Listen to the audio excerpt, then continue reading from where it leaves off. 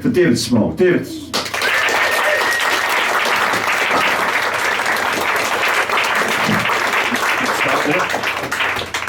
Hello, so my name is David and I am a geologist by trade, and as a geologist I spend a vast proportion of my time solely in the company of rocks. And as you can imagine, this isn't really the best preparation for one of your first ever stand-up gigs, because you run through your material and you just get met with a stony silence. And I can understand also that geology's got a certain reputation attached, that people see it as being a little bit dull, and I get this, I empathise with this. You know, I think in comparison with some other academic disciplines, geology does seem a bit boring. I'm thinking of the sexy sciences, you know, like evolutionary biology or astrophysics. But then they ended up with a floppy-haired twat presenting their TV shows, so they can't be that good. So, as you're all aware, this is Bright Club's Independence Referendum special, so I thought I should really try and get into the spirit of things and try and write some material.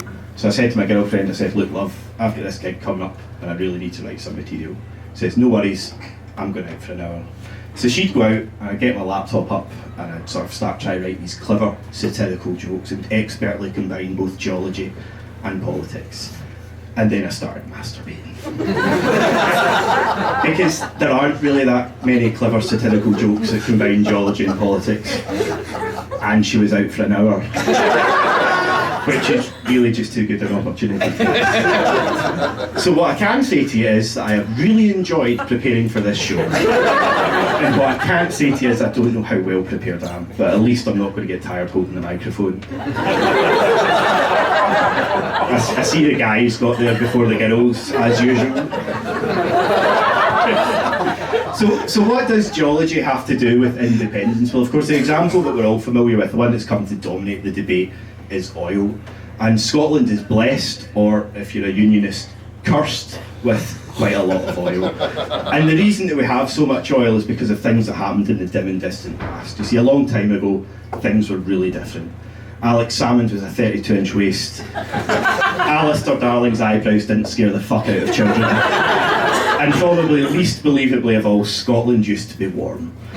We were located down near the equator, and for ancient Glaswegians, it was Tapsaf.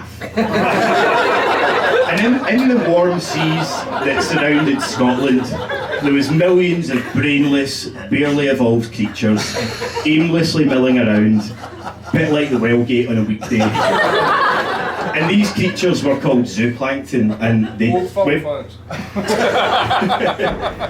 I hope you said Dundee fans there. And these creatures, when they died, they went to the bottom of the sea and they get covered by muds and sands, and over millions of years they get turned into oil. And it's this oil that surrounds us, and it's become such a central part of the debate. And we're always told that having this oil is a bad thing, that somehow we can't manage it by ourselves. And this kind of chat, it takes me back to an experience I had at school. When I was 13, I was up the woods at the back of my house and I happened across a porno. And this was fantastic, because as a 13-year-old boy, your only chance of an informal sex education was either an overly familiar PE teacher or a casually discarded stud book. And this particular porno was in pristine condition. None of the pages were stuck together. It wasn't soggy. Not for long anyway. So I decided to put it in my school bag, and the next day I took it into school, and I realised that when you were 13, having a porno in school made you quite popular. A guy's got to be like, mate, I'll give you 50 pence if I can have a wee peek at your porno. And seeing an opportunity, I'd take them to the toilets, exchange the money, and do the deed. And no matter how homoerotic that might sound, after 3 days I'd made £4.57, which was fantastic, because that was exactly the same price I bought on Mad Dog 2020. I was a discerning teenage drinker. But after a couple more days, obviously word had got around a bit further, and these older boys came up to me and they says, look mate, you're taking a hell of a risk here. You get caught with that, you get expelled. You know what? I even think you could get arrested. Better give it to us and we'll look after it for you. And being a wee bit naive and a wee bit nervous, I agreed. And I never saw my porno ever again. I know, it's tragic. And I realised, because I look back at that day and I realised that I made a bit of a mistake. You see, I had in my possession this valuable resource that I found near my house, and I gave it to somebody else for their own gratification. And some might say this is a rather useful allegory to what has happened to Scotland and our oil. At in my case, though, I only gave my valuable resource to a couple of plucky-faced wee pricks. We gave our oil money to Thatcher. And look what she did with it, the fucking 1980s. What a decade that was. Mass unemployment, the decimation of heavy industry, and Rolf Harris on the television surrounded by children. Can you tell what it is yet? Fucking hell, Rolf, it's your cock. Get it away from me. You know, we gave her money to Thatcher, and she laughed all the way to her grave, and it's small consolation to me that she finally fucking got there. Which I think is worth a toast.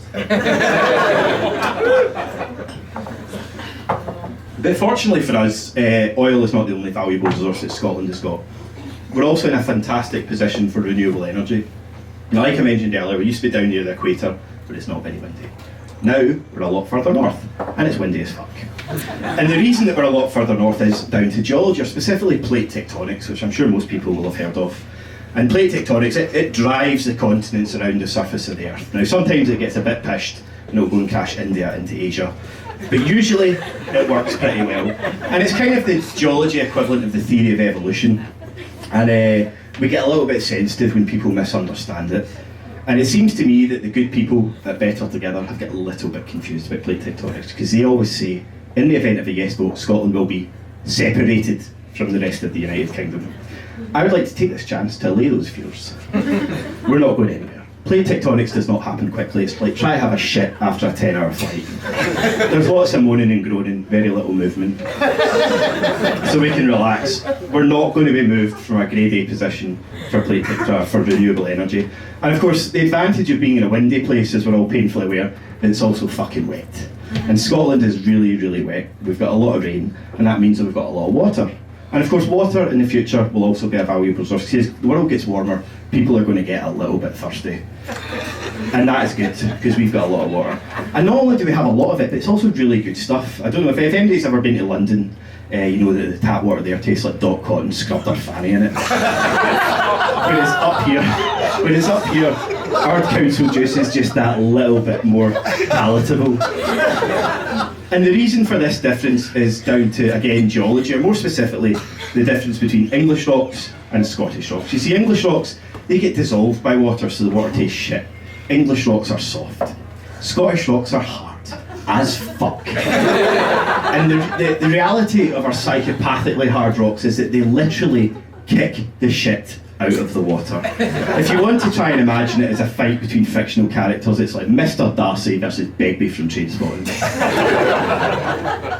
So we've seen, or I've hoped I've got across to you that we've been given these valuable resources. And the thing to remember is that Thatcher might be dead, but David Cameron is a fucking cunt and he'd love an 80s revival. Thank you, David. Thank you very much.